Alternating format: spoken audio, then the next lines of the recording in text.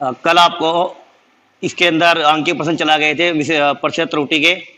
अब इससे कुछ क्वेश्चन करा दिए गए थे, अब उसमें ही आगे की और क्वेश्चन और करते हैं। तो अब क्वेश्चन नंबर हम इसका 7 क्वेश्चन करते हैं। कल 6 तक के क्वेश्चन हो चुके थे। अब लिखा है एक पेंचमापी की अल्पतमांक 0.001 सेंटीमीटर है। इसके द्वारा किसी तार का व्यास 0.225 सेंटीमीटर मापा जाता है। इस माप में संभावित प्रतिशत त्रुटि ज्ञात कीजिए। यानी हमारे पास क्या दे रखा है, एक हमारे पास तार है और तार का व्यास दे रखा है। तो तार का व्यास वो व्यास हमने सपोज करो डी मान लिया, वो व्यास बन चुका है हमारे पास 0.225 सेंटीमीटर। अब हमको निकालना है, इस माप में त्रुटि निकालनी है, अधिकतम त्रुटि कितनी हो सकती है। तो उस त्रुटि को निकालते हैं। तो यहां पर हम डेल्टा डी निकालेंगे, डेल्टा डी। तो डेल्टा डी निकालने के लिए वो हमारे पास डेल्टा डी का मान नहीं देगा, लेकिन इसमें हमें दे रखा है जो अल्पतमांक है वो हमारे पास डेल्टा डी का मान हो जाएगा। अगर डेल्टा डी का मान भी ना दे तो हम इस वैल्यू को देखकर डेल्टा डी का मान निकाल सकते हैं। तो कैसे निकाल लेंगे, हमारे पास पॉइंट से पहले जो वैल्यू दी हुई होगी उसके स्थान पर हम 0 कर देते हैं। उसके बाद हमारे पास पॉइंट के बाद 3 अंक दिए गए हैं 2, 2 और 5। हम क्या करते हैं, जो लास्ट का अंक है उसके स्थान पर 1 रखेंगे और जो पॉइंट के और लास्ट के अंक के बीच में जितने भी हमारे पास अंक आएंगे उनके स्थान पर हम क्या कर देते हैं, 0 लगा देते हैं। तो हमारे पास 0, 0 और 1 ये बन चुका हमारे पास डेल्टा डी की वैल्यू। अब हम निकालना है इसमें प्रतिशत त्रुटि। तो व्यास डी में प्रतिशत त्रुटि निकालते हैं। तो अधिकतम प्रतिशत त्रुटि, इसका जो हमारे पास फार्मूला बन जाता है अधिकतम प्रतिशत त्रुटि का, वो बन जाएगा हमारे पास डेल्टा डी बटे डी। क्योंकि हमारे पास एक ही वैल्यू है, इसके अंदर हमारे पास 2 वैल्यू नहीं है। जो भी तुम्हें एग्जांपल समझाए गए थे उसमें हमने 2 वैल्यू ली थी या 3 वैल्यू ली थी। अगर हमारे पास एक वैल्यू होगी तो हमारे पास जो फार्मूला बनेगा वो एक वैल्यू का ही बनेगा।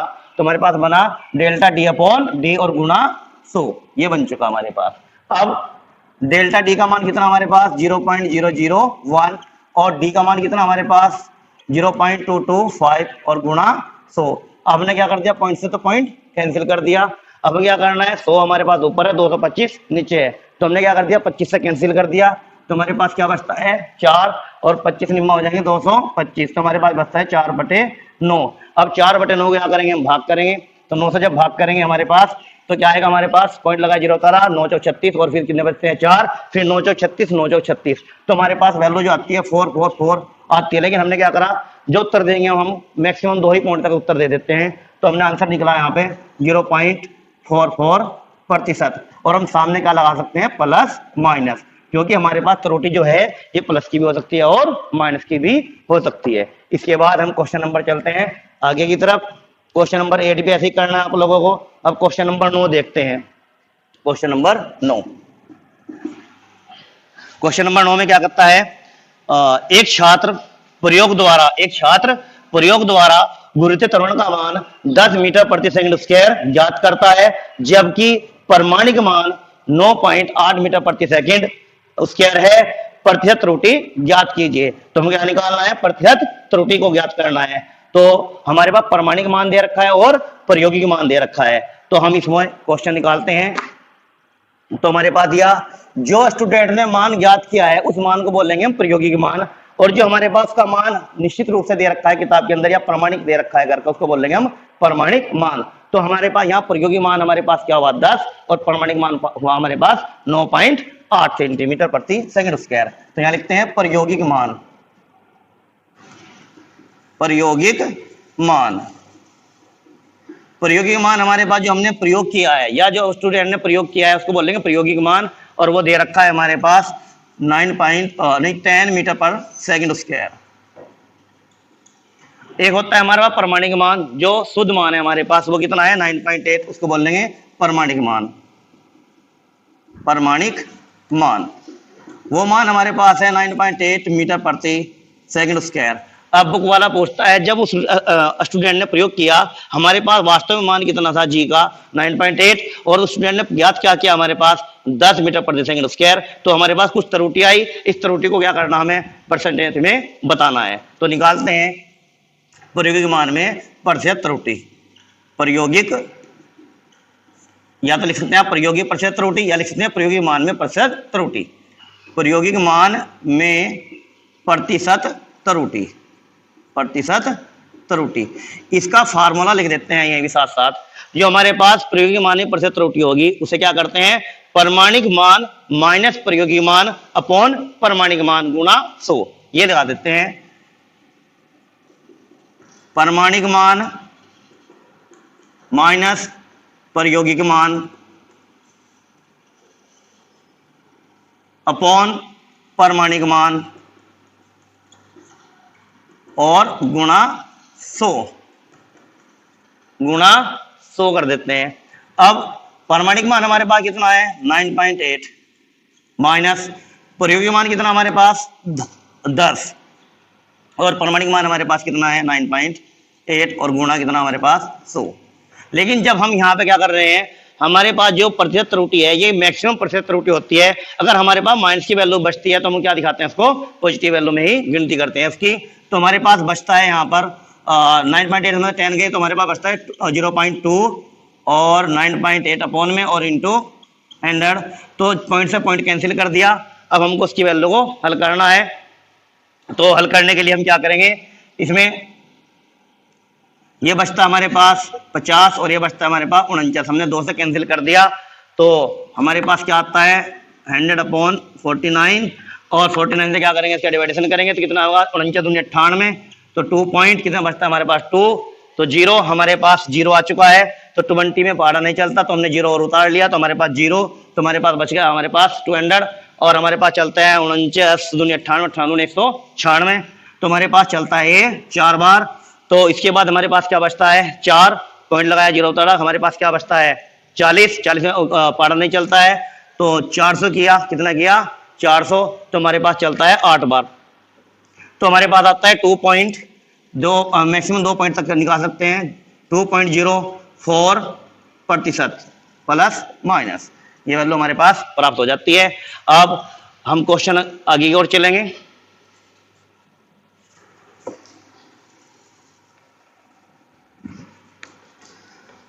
इसके बाद जो हमने तुम्हें डबल फार्मूले बताए थे, डबल कंडीशन दी हुई थी या ट्रिपल दी हुई थी या कितनी भी कंडीशन दे दे, अब उसके आधार पर फार्मूले आगे की ओर चलेंगे।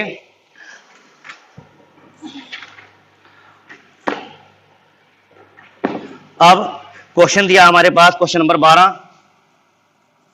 क्वेश्चन में लिखता है एक बॉक्स की लंबाई, एक बॉक्स है हमारे पास, उसकी लंबाई हमारे पास 24 सेंटीमीटर है और उसकी चौड़ाई 18.6 सेंटीमीटर है तथा उसकी ऊंचाई 6 सेंटीमीटर है।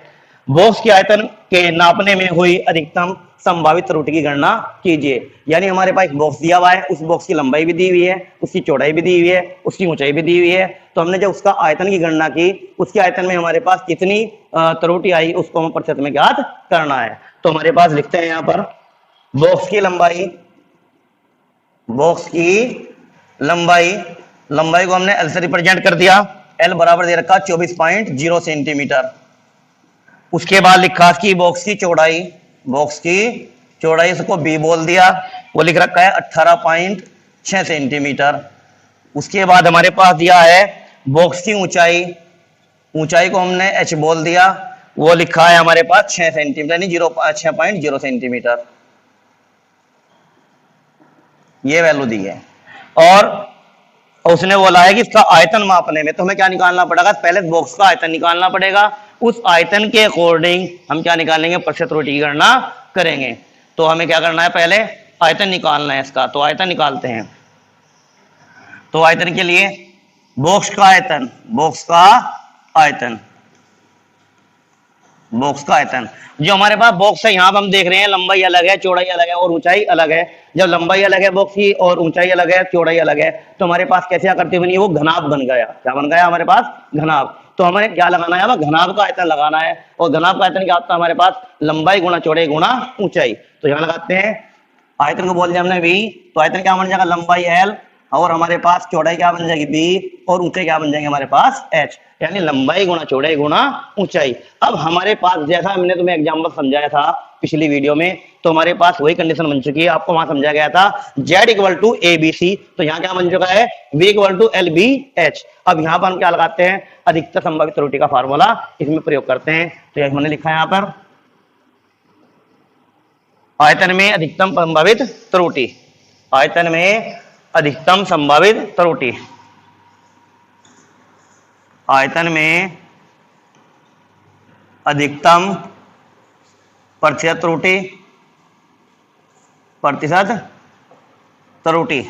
अब इसको हल करेंगे।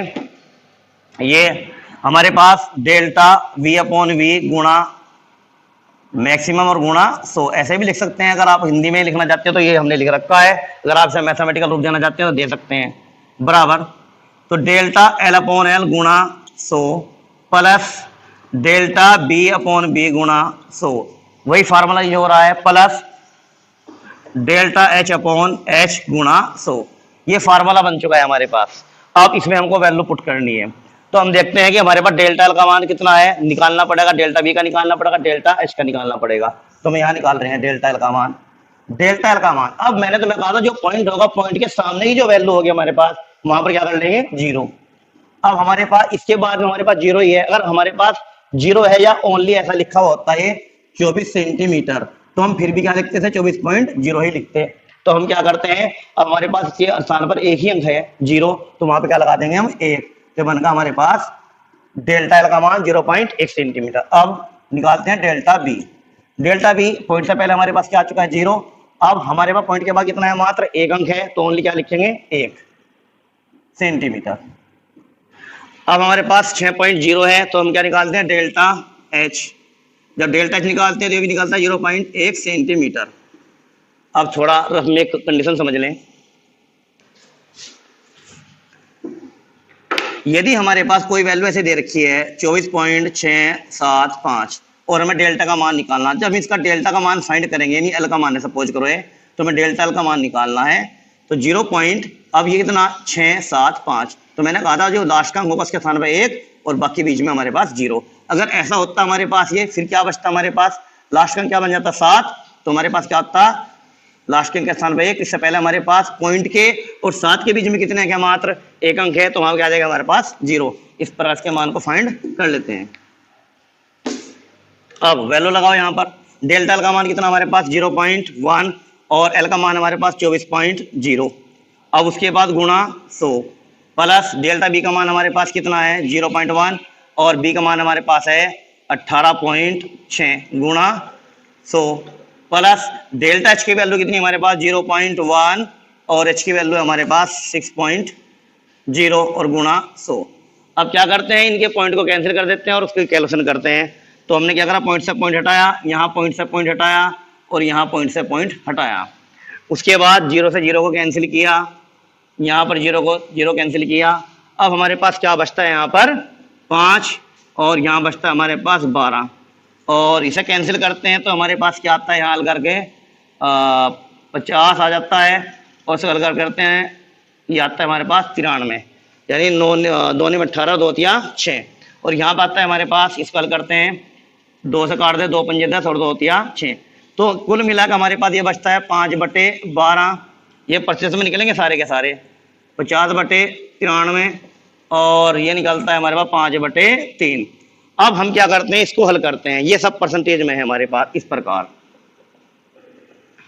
अब हल करने का तरीका क्या है हमारे पास, या तो हम इसका एलसीएम लें, एलसीएम लेने के बाद इसको हल करें तो कैलकुलेशन काफी टिपिकल बन जाएगी। तो हम क्या करेंगे, इसे अलग हल करते हैं, इसे अलग हल करेंगे, इसे को अलग हल करेंगे और फिर इनको ऐड कर दिया जाएगा। तो करते हैं इसको हल, 12 से 5 को भाग करते हैं तो पारा नहीं चलता, 0.5, तो कितना हो चुका हमारे पास 50 और 12 चौक 48, कितने बचे हमारे पास 2 और 2 है तो 0, कितना हमारे पास 12 एकम 12, तो कितने बचते हैं हमारे पास 8, तो 12 6 72, तो मैक्सिमम 3 अंक तक निकाल सकते हैं। उसके बाद 93 से 50 को भाग करना है, तो 93 का पारा 50 में नहीं चलता है तो भाग करेंगे, इसको पॉइंट लगाया तो हमारे पास कितने हो गए 500। तो हम पारा चलाते हैं, कितनी बार चलता है, लगभग 4 बार 5 बार, लगभग कितना चल जाएगा हमारे पास 5 बार। तो 5 बार चलने के बाद कितना बचता हमारे पास 7 पंजे 35, 35 0 350, तो 350 में कितनी बार चला जाएगा हमारे पास 3 बार, 3 बार। तो ये चला दिया, छोड़ दो से बाकी को, 2 अंक निकाल लो। अब 3 से 5 को भाग करना है तो कितना 3 एकम 3, कितने बचते हैं हमारे पास 2 और 3 से भाग चलते हैं कितना 6 और फिर 6 फिर 6 फिर 6, तो हमारे पास प्राप्त होता है 6 6, ये निकाल लिया हमने। अब हम क्या करते हैं, इसको जोड़ देते हैं। जब इसको हम जोड़ते हैं तो हमारे पास क्या निकलता है, 2 ही पॉइंट ले लो, तो हम इसका एक पॉइंट यहाँ जोड़ देते हैं तो हमारे पास लगभग ये बन जाता है, इससे हटा देते हैं तो लगभग ये बन जाता है हमारे पास 4.2। तो जोड़ते हैं इसको, 6 और 3 9, 9 और 2 11, 11 का एक हाथी लगा, एक 6 और 5 11, 11 4 15, 15 और 1 16, 16 का 6 पॉइंट आ चुका है। और हमारे पास पॉइंट के पहले कितना है 1, तो हमारे पास कितना प्राप्त हो जाएगा 2। तो हमारे पास जो प्राप्त हुई वैल्यू वो 2.61 प्राप्त होती है परसेंटेज। हम इसको ऐसे भी लिख सकते हैं 2 पॉइंट, अगर हमें एक स्थान तक ही आंसर देना है तो 2.6 लिख सकते हैं और इसके सामने क्या लगा देंगे यहाँ पर प्लस माइनस, तो हमारे पास इस प्रकार आंसर को हम ज्ञात कर सकते हैं। इसके बाद एक क्वेश्चन और ले लेते हैं।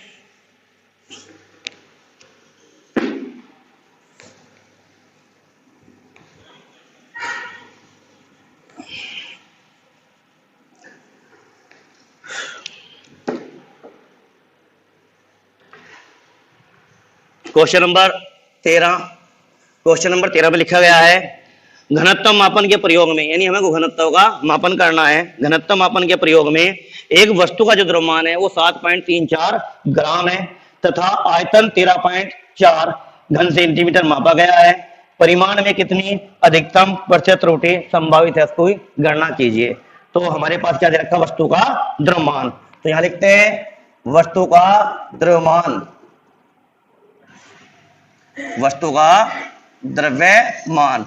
उस द्रव्यमान को हमने m से रिप्रेजेंट कर दिया, तो m की वैल्यू हमारे पास दे रखी है 7.34 ग्राम। उसके बाद लिखता है उसका हमारे पास दिया इसने आयतन, वस्तु का आयतन, वस्तु का आयतन, वस्तु का आयतन को हमने v बोल दिया और v की वैल्यू दे रखी है हमारे पास 13.4 सेंटीमीटर क्यूब। अब हमें निकालना है इसका घनत्व, निकालना है, घनत्व में त्रुटि का गणना करनी है। तो घनत्व में त्रुटि गणना करेंगे तो हम सब घनत्व की त्रुटि से पहले क्या करते हैं, इसके डेल्टा के मान निकाल लेते हैं। तो हमारे पास वैल्यू किसकी दे रखी है, m की, तो हम किसके मान निकालना है, डेल्टा m। तो डेल्टा m क्या बन जाता है हमारे पास 0.01 ग्राम। अब वैल्यू निकाल लिया आयतन की, तो डेल्टा v का मान निकाल लेते हैं। डेल्टा v इक्वल टू कितना, 0.1 सेंटीमीटर क्यूब। अब वैल्यू निकालनी है घनत्व की, तो हमारे पास घनत्व का फार्मूला याद होना चाहिए। घनत्व का फार्मूला आयतन के और द्रव्यमान के पदों में याद होना चाहिए। तो घनत्व बराबर क्या होता है हमारे पास, घनत्व बराबर द्रव्यमान बटे, ऐसे लिख लो m बटे v, m बटे v। तो हमने लिखा है यहाँ पे घनत्व बराबर द्रव्यमान बटे आयतन। अब हमारे पास द्रव्यमान ऊपर है और आयतन नीचे है। अब ये कंडीशन कराई थी आप लोगों को पिछली वीडियो में, वो हमने नीचे अंडर रूट सी ले रखा था, तो सी की पावर हमने हटाई थी। सी की पावर क्या दिखाई थी 1/2, जब ऊपर की ओर ले गए थे पावर क्या बन गई थी हमारे पास -1। तो हमने क्या किया, घनत्व में त्रुटि घनत्व को बोल दिया हमने डी, क्या बोल दिया डी। तो हमारे पास लिख दिया हमने इसको D equal to m into V power -1। अब हम क्या निकालते हैं यहाँ पर, अधिकतम प्रतिशत त्रुटि का सूत्र लगाते हैं। तो यहाँ लिखेंगे घनत्व के मापन में अधिकतम प्रतिशत त्रुटि, घनत्व क्या है हमारे पास डी के मापन में अधिकतम प्रतिशत त्रुटि, अधिकतम प्रतिशत त्रुटि, अधिकतम प्रतिशत त्रुटि निकालते हैं तो फार्मूला बन जाता है हमारे पास m, तो डेल्टा m अपॉन m गुणा 100। अब हमारे पास क्या है v पावर -1, जब हम मैक्सिमम पावर ले रहे हैं तो हम क्या कर देंगे यहाँ पर प्लस कर देंगे, तो प्लस और 1 को हम लिखेंगे मल्टीप्लाई में, लेकिन जब 1 की मल्टीप्लाई किसी भी संख्या से करेंगे तो वही संख्या प्राप्त होती है। तो समग्र नियम के आधार पर तो हमारे पास कितना डेल्टा v अपॉन v गुणा 100। अब वैल्यू लगाओ यहाँ पर, डेल्टा m का मान हमारे पास कितना है 0.01 और m की वैल्यू कितनी है हमारे पास 7.34 गुणा 100 प्लस डेल्टा v की वैल्यू कितनी है हमारे पास 0.1 अपॉन कितना 13.4 गुणा 100। अब इसको हल करते हैं, पॉइंट से हमने क्या कर दिया, पॉइंट हटा दिया और इस पॉइंट से हमने ये पॉइंट हटा दिया। अब वैल्यू को हल करो से, तो जो इस वैल्यू को हल करेंगे तो कितना है हमारे पास 50। इसको हल करते हैं 2 3 6, कितना बच गया 1 2 6 12, 2 7 14। तो अब इसको भी हल करते हैं, कितना बचा हमारे पास ये 50, इसे कैंसिल करते हैं 2 6 12 और 2 7 14। तो हमारे पास हल करके वैल्यू आती है 50 अपॉन 3 6 7 और प्लस 50 अपॉन 67। अब इसको हल करते हैं, जब इसको हल करेंगे तो उनसे क्या करना पड़ेगा, हमको भाग करना पड़ेगा। तो भाग करते हैं इसको, दो अंकों तक भाग करना है, तो हमें क्या करना, 367 से 500 को भाग करना, 50 को भाग करना है। तो हमने क्या किया, पॉइंट लगा लिया। कितने हो जाएंगे हमारे पास 500। जब 500 को 367 से भाग करेंगे तो पारा कितनी बार चलेगा, मात्र एक बार। तो हमारे पास कितना आएगा, एक। तो कितनी वैल्यू बचती है हमारे पास, 33, यानी 133 बचता है हमारे पास। जब 133 बचेगा तो पारा चला ले 133, हमारे पास कितना आ जाएगा, 0। अब इसका पारा चलाएंगे यहाँ पर, तो हमारे पास लगभग कितनी बार चल जाएगा ये, 350, 350, 700, 7 दूनी 14, लगभग 3 बार चलता है हमारे पास। कितनी, 3 बार ये हमारे पास चल जाता है, 3 बार। बस 2 अंक तो ये निकाल लो से प्लस। उसके बाद 67 से कितना भाग करेंगे, 50 को, या 67 से 50 को भाग करेंगे, 0.67 का पारा 50 में नहीं चलता, हमने क्या लगाया, 0। तो हमारे पास क्या हो गया, 500। तो 500 में 67 का पारा चलाना है, तो लगभग कितनी बार चलता है, 67 का पारा चलता है हमारे पास 60 है, और ये 500 और 67, 70 ही कर दिया मैंने से, 7 पंजे 35, लगभग 7 बार के आसपास पारा चलता है इसका। 7, 67 इंटू 7, 7 7 49, 9 4, 7 42 और 4 46, 49 9 हासिल 4 से 42 और 4 46, और है हमारे पास 500। लगभग हमारे पास 7 बार चल जाता है। कितनी बार, 7 बार। एक अंक और निकाल लेते हैं। जब हमने 7 बार पारा चला तो हमारे पास बचा 469, हमारे पास बच गए 31, 310, 310। अब लगभग इसमें हम पारा भी चलाते हैं 70, 67, तो 7 चौक 28, 280, तो लगभग 4 बार हमारे पास पारा चल जाता है। तो हमने क्या करा, इसको ऐड किया। तो जब जोड़ते हैं इसको, तो जोड़ने के बाद हमारे पास 7, 4 और 3, हमारे पास कितना आता है, 7, और 7 और 1 8, लगभग हमारे पास 0.87 आ जाता है। तो हमारे पास अगर थोड़ी बहुत पॉइंट में 1-2 पॉइंट आगे चलता है तो उस पॉइंट को यहाँ पे ऐड कर दीजिए। अगर हम अगला अंक और निकालें तो एक अंक यहाँ पे जोड़ दिया जाएगा, कि सामने प्लस माइनस लगा देते हैं। तो हमारे पास ये निकल चुका है घनत्व के मापन में त्रुटि, घनत्व के मापन में त्रुटि हो चुका है। अगर आपकी कोई प्रॉब्लम हो तो उसको प्रॉब्लम को आप बताएं और इन अंकित प्रश्न को हल करके देखें। धन्यवाद।